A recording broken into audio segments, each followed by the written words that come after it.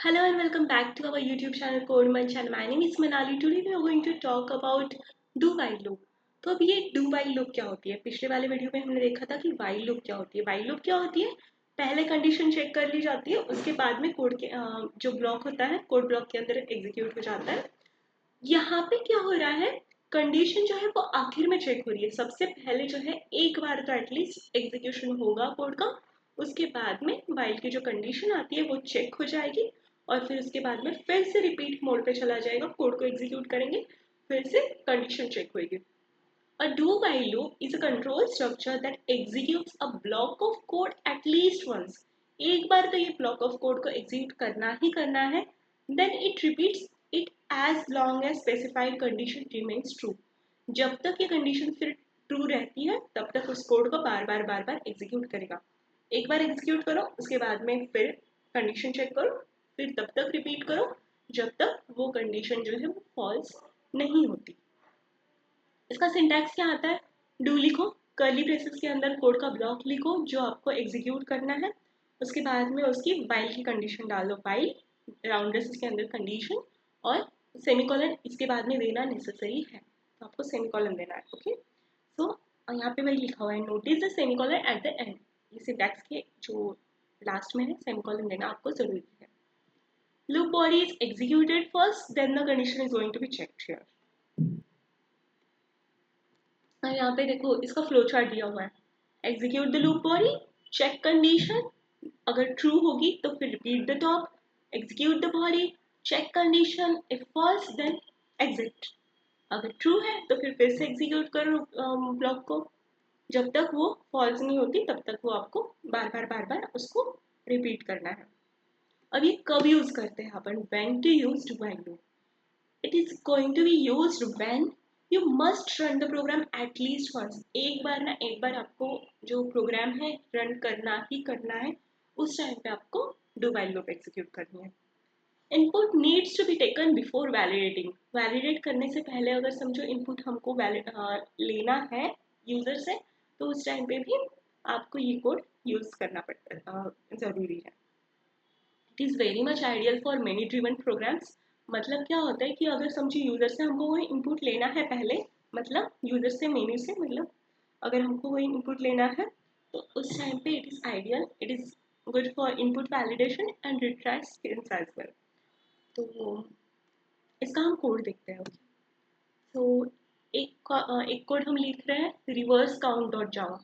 तो सबसे पहले मैं क्या करती हूँ कि मैंने हार्ड कोड कर दिया नम इज इक्वल्स टू 10 और 10 to 6 तक की जो वैल्यूज है मुझे रिवर्स ऑर्डर में इंटीजर्स प्रिंट कर देने हैं.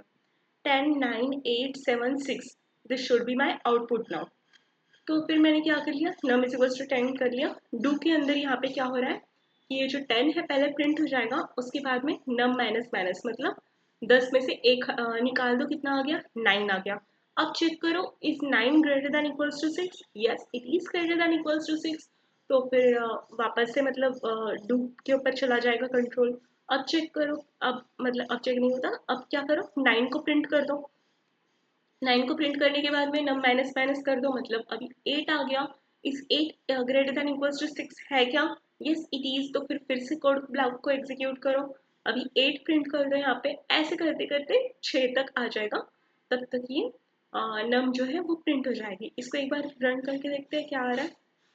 यस 10 9 8 7 8 7 6 ऐसा ये इसका आउटपुट आ रहा है. अब देखो 6 से बड़े नंबर्स है तभी हो रहा है. अब अगर समझो मैंने कर लिया कि मैंने जो हार्ड कोड यहाँ पे किया हुआ है 10 से पहले ही छोटा मैंने ले लिया, समझो अगर मैंने यहाँ पे 5 लिख लिया है ऑलरेडी, तो आपको क्या लगता है कि ये प्रिंट होगा? Yes it is going to print, क्योंकि पहले कंडीशन चेक हुई ही नहीं है. Num is equals to 5, do के अंदर सीधे जाके ये क्या करेगा, 5 को प्रिंट कर देगा, फिर नम माइनस माइनस मतलब 4 होगा. अगर 4 ग्रेटर देन इक्वल्स टू 6 है, नहीं है, फॉल्स है, तो फिर हट जाएगा, बस 5 प्रिंट करके छोड़ देगा ये. देखो देखो मैंने जैसा बोला अभी वैसे ही हुआ ना. मैंने अभी थोड़ी देर पहले ये बोला था कि मेन्यू ड्रिवन प्रोग्राम्स. तो मेन्यू ड्रिवन प्रोग्राम्स क्या होते हैं, मैंने यहाँ पे समझो एक सिंपल सा एक सिनारियो लिया हुआ है. तो इस सिनारियो में हमको क्या पूछा गया है कि ब्रेकफास्ट का जो होटल का मेन्यू है वो मेन्यू यूज़र को दिखा दो, यूज़र से उसका डेटा लो कि उसको क्या क्या चाहिए। अगर समझो उसको बड़ा पाव चाहिए, पोहा चाहिए, समोसा चाहिए, ये 3 आइटम्स मेन्यू के अंदर है, ये मेन्यू दिखाओ यूज़र को। फिर यूज़र से कितनी क्वांटिटी चाहिए और कौन सा वाला चाहिए ये ले लो। और फिर उसके बाद में सबसे आखिर में क्या करो, जितना भी आइटम का टोटल उसने दिया हुआ है तो वो टोटल लेके उसको बता दो इतना आपका बिल हो गया। ओके, तो this is the normal question. इसको हमको सॉल्व कैसे करना है यहाँ पे। सबसे पहले आपको यूजर से अगर इनपुट लेना है तो आपको स्कैनर का क्लास का ऑब्जेक्ट बनाना पड़ेगा। तो स्कैनर क्लास का मैंने यहाँ पे ऑब्जेक्ट बना लिया है और मैंने चॉइस, क्वांटिटी एंड टोटल, ये जो है ये नॉर्मल वेरिएबल्स को जो है वो डिक्लेयर कर दिया है फॉर द चॉइस ऑफ कि कौन सा वाला चॉइस चाहिए इसको यूजर को। तो उसके लिए मैंने डाल दिया क्वांटिटी, मतलब कितनी क्वांटिटी यूजर से लेनी है, इसलिए मैंने क्यूटी बाय डाल दिया। और टोटल मतलब बिल का जो टोटल अमाउंट है वो, उसको पहले मैंने जीरो से इनिशियलाइज कर दिया है कि जीरो टोटल है उसका। अब ये मैंने डू के अंदर क्यों डाला है मेन्यू, क्योंकि मुझे पहले यूजर को मेन्यू बताना पड़ेगा ना, राइट। हम डायरेक्टली यूजर से चॉइस नहीं ले सकते कि आपको आंख बंद करके बता दो कि क्या नंबर चाहिए, कौन से नंबर का आपको चाहिए।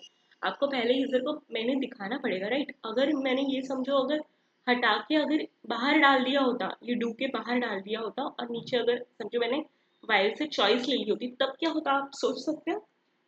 अगर समझो यूजर को एक बार राउंड के बाद में, यूजर को क्या है, यूजर ने एक बार वड़ा पाव खा लिया, उसके बाद में अगर उसको वापस से समोसा चाहिए होता है तो उसको यूजर को याद रखना पड़ता है यहाँ पे, क्योंकि बार बार वो मेन्यू दिखेगा नहीं, एक बार मेन्यू दिख गया है।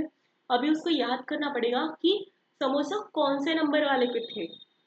हमको यूजर को कुछ भी याद नहीं करवाना है, हमको उसको दिखा देना है मेन्यू, बार बार हमको मेन्यू दिखाना है लूप के अंदर, इसलिए हमको लूप के अंदर ही दिखाना है। और एक बार तो वो मेन्यू को प्रिंट होना ही होना है, इसके लिए हमने डू के अंदर मेन्यू को प्रिंट कर दिया।